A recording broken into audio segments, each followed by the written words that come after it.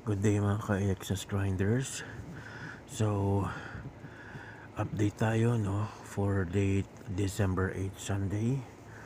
So let's start with the price of AXS, which is $9.37 with an increase of 39% within 24 hours. And going to play to rise under daily bounties.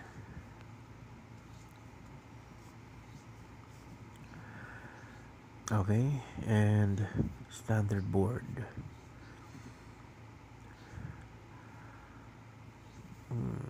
Hindi pa pala natin nakuha ito. Wait. Atia Shrine. Activate natin.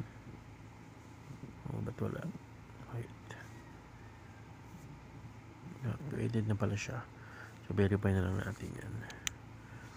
Alright. So, Atia 10 points, all goods. Classic, 35 points, all goods. And Origin, 35 points, all goods. So, for the whole week, meron na tayong 560 points with an estimated earning of 0.1 for AXS. And moving to our Premier board. So, sa Premier board, nakuha natin itong 12 points by crafting 5 items on Axie Origin. 19 points for winning 1 battle sa Axie Classic. 12 points in Origins by winning 1 arcade game. And another 12 points sa Origins by crafting Rune.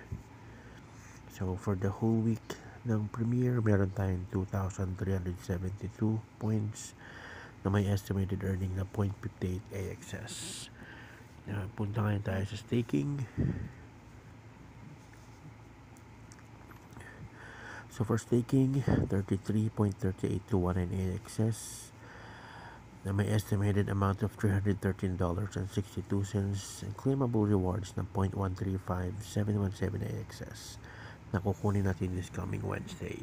So yun na yung update natin. Follow for more.